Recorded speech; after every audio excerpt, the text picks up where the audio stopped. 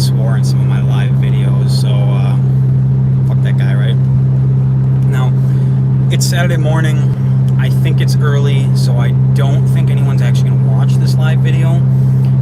The main reason for going live is all of you guys that subscribe from your phone will get a notification on your phone and say, hey, Reckless Motorsports went live. Now, with that being said, I've wanted to change the channel name, but since the channel has been active for so long, we can't change the name. So we'll just leave it. You know, a lot of negativity goes with the name, unfortunately.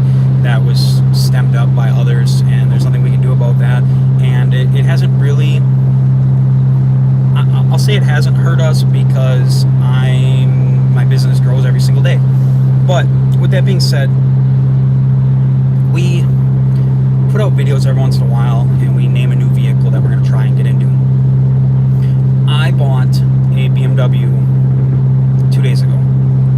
I've had a BMW before.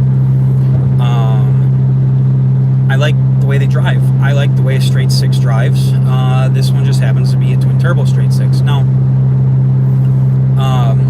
I haven't looked up much about the car. I don't know much about the car, and that's fine. I bought the car from a guy who builds them. After I talk to him later, I'll ask him if I can give him a shout out on here because he builds a bunch of BMWs. He's got a pretty badass 4.0 V8 5 Series that literally, when he starts it up, it feels like you're standing next to a NASCAR race car. Like it literally shakes your chest. Like, this thing does not sound like a 4-liter, and I'm sure it's fucking fast for what it is. Now, sorry, this energy drink gave me cotton mouth this morning or something. I bought the car. It is red. Has a big ass intercooler. It's tuned. It's got a bunch of stuff done to it. It's lowered. It's a coupe. It's clean. It's got. I'm not a fan of this color per se, but I really like these leather seats in it. Now, the point of making this video is that I think I'm going to make this my new economy daily driver. Like, if I'm going to drive across the country to do something, I'll just take this and get 30 miles per gallon and save myself some money instead of paying an extra like 60 cents for frickin' diesel at 20 some miles per gallon. Now you say, oh, you have an eco diesel, you should get better than that. You're right, I should. And I do. So once we get the turbo stuff finally dialed in properly, I might put a different front end on the truck and see if I can skate close to that 30 mark at 70. I've never been able to get it in my truck, and I blame the 2500 front end. It literally has got to have 60 to 70% more flow than the 1500 front end, which makes it a hell of a lot better for towing. I just need to keep the speed down. And, you know, I guess I could go with a skinnier tire, but it looks nice. But with that being said, the whole point of putting a live video out saying BMW, well, for one, I noticed I had 5G right now, so I was like, well, a lot of my live videos lately in Wisconsin have been working because Verizon isn't in my area. So I'll take advantage of that and I'll do a live video, because the live video automatically goes online right away. Now, with that being said, we are going to do some tuning for the BMW. Now, when I bought it, it came with some software for tuning it. I'm waiting on a guy to send me the login and stuff for it. But we will get into some BMW videos and tuning, things like that. Now, whether we tune other BMWs for people, probably not. Maybe some remote stuff. But we will get into tuning and releasing videos on how to tune it. Now, with that being said, anyone who is familiar with Mario, and I hope I don't mess this up. I'm pretty positive it's MI tuning. I always think it's M1, but I think it's MI tuning, and that's Mario. And Mario, but he does a lot of tuner stuff as well, like SRT4 and things like that. Now, I'm going to go see my kids in California here soon, and my plan is to take the BMW and to stop in Las Vegas, or I believe Henderson, Nevada, on the way back through, and have a dyno day with him with this car, where we're going to see what the car actually makes with whatever tuning is on here, which is probably some can tuning. And then me and Mario Mario are going to get together and we're going to create a tune and we're going to see what we can do there. This will be my tuning's jump into the BMW world, and it'll just give me some more videos that we can put on our channel to help guys out. A lot of guys with BMWs, Volkswagens, Audis, a lot of these German cars or European cars, a lot of guys are big do-it-yourselfers. Now, a lot of them might do it for money, or might do it budget reasons, things like that, or just because they don't trust people, or because there's not a lot of places that do it. I've never paid someone to tune my vehicle other than a couple diesels years ago. I've done it all myself. Now, the reason I started doing it was because I didn't have money. So I started doing it because I didn't have money, and I didn't trust the people that were going to do it. And it was phenomenal. I had an amazing time, and it has basically paved the way for the rest of my life. I mean, I get job offers all the time from companies and shops and software developers and things like that. I don't know if I can justify working a regular job ever again. I tried it. I did it for 8 months to get insurance and things like that. Wasn't a bad gig, but it got in the way of my tuning, so I got rid of it. Now, the BMW, the guy that put the car together claims that the car should make somewhere around 450 horse. When we get it on a dyno, we'll get to see where it's at. To me, it doesn't really feel like 450 horse, but it is a twin turbo car, so the power's up top. What you feel when you're driving is typically torque. A high horsepower car that doesn't make a lot of torque might not feel fast to the seat of the pants because of the lack of torque. And being a twin turbo car and not compound or sequential or things like that, a lot of times you don't get the power down low that you would with something that has a VGT turbo or small turbo, large turbo, which would give you the feeling of torque. Chevy Cobalts with a turbo feel torquey as shit because the turbo is I don't remember if it's a variable vane turbo or not. I thought it was variable vane, but basically it helps give you that punch off the line. But like most turbo cars, you take off, you get that little punch, but then it starts putting you back as it starts to spool. I saw a set of turbos for this the other day when I bought the car. They're babies. They are literally small turbos. Apparently, there's a few record cars out there that are 9s or 10s with stock turbos. Now, it'd be cool to do that with this car, to go out and set records and things like that. But, I don't really know if that's something that we're ever going to round to. I've spent my whole life building other people's vehicles and never really doing anything for myself. I built a pretty badass Camaro that's up in New York now. On my tuning, it's right around 700 wheel horse, and I took it to the drag strip and went to go launch, and we sheared every gear off the rear end.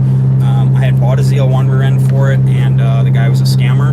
I ended up getting my money back, and I never got the rear end, and it's grenaded 2 or 3 rear ends since then because it's the weakest point in the car. With that being said, we are going to try and make a decent push into BMW, get some videos out there, tell people what software to use, tell people how to use it, explain to people how things work. Now, a big BMW enthusiast could sit here and say, oh, you guys have never done this before, like, why should we trust you, things like that. Look, engineering, when it comes to engines, engine science, combustion science, whatever you want to call it, it's for the most part, in the current world today, it's proven. An engine is an engine. Now, certain engines react different to certain things. That is true, and that is the whole point of a learning experience. But with that being said, at the end of the day, engine science itself is something that is the same for every engine. People think that rotaries are different and boxer engines are different and V8s are different and, freaking hit-miss engine. What doesn't matter. Engines are engines. The whole point of getting on a dyno, tuning and learning is to figure out what the engine likes better. Now, it isn't like, oh, it's a BMW engine, it just does this. That's not how it works. There's other things involved in engines that cause things like that. Compression, cylinder size, the type of spark plugs you use, the valve size, all kinds of shit. What kind of valve timing you use? Is it variable? Is it, overhead cams? Is it overhead valves? Is it an in-block cam. There's so many other things that are what the variable changes. Same with a rotary. Most people think rotaries are 1.3 liters. They're not. They're 3.9 liters. A rotary engine is one of the most inefficient engines in existence today. Based on how people rate it at a 1.3, you're like, oh my god, a 1.3 liter that makes 260 horsepower. That's amazing. It's not amazing. It's a 3.9 liter that makes 260 horsepower. It is super inefficient. It gets awful gas mileage. There are modifications that you can do to get good gas mileage and things like that. We were able to get the RX-8 to 24. And I'm sure we could have got it better. But that was just me doing it at home with Mazda Edit. Now, there was another engine I was gonna... Oh, a Hemi. Hemi engines, on paper, are amazing. When you drive them, they're amazing. 5.7 liter makes 395 horsepower. GM doesn't do that. GM has a 6.2 liter that makes 426 horsepower or 430, wherever it's at now.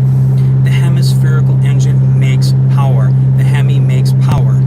The Hemi needs 2 spark plugs per cylinder, otherwise it would detonate like a motherfucker. The Hemi engine still detonates like a motherfucker. The Hemi engine cannot run the type of advanced timing that an LS engine runs because it does not have the fuel to support it.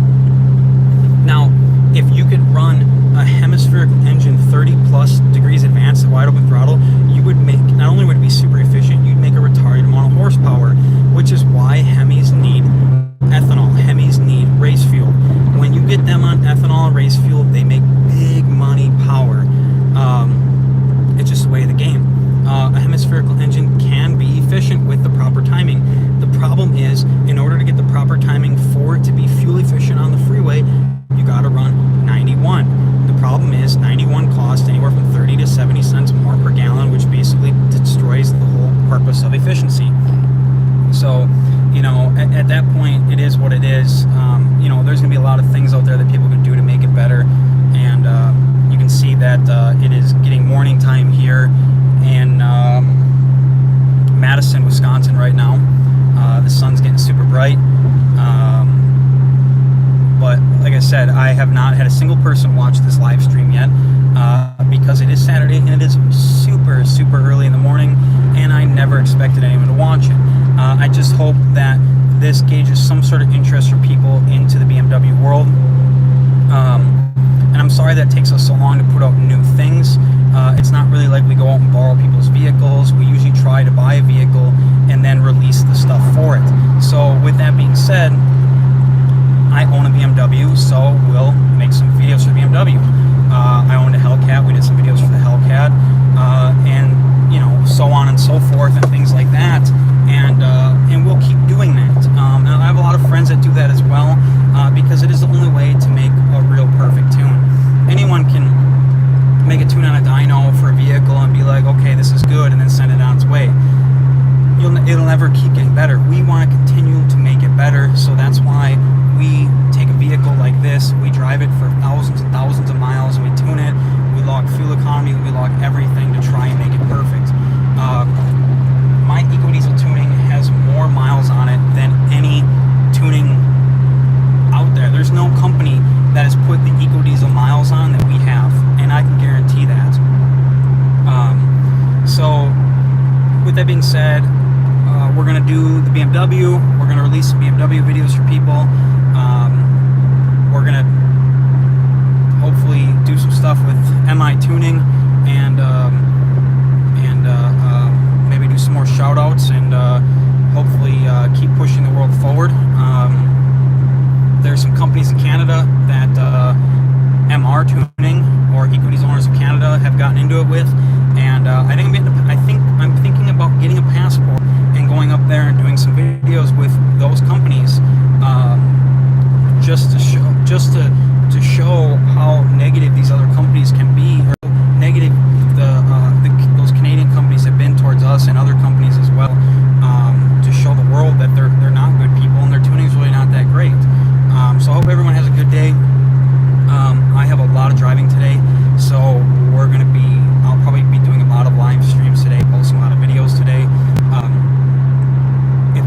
customer responds to me here in Rockford, I'm going to be stopping and updating a tune at Rockford. Then I'm going to be stopping at Dixon and doing a tune at Dixon.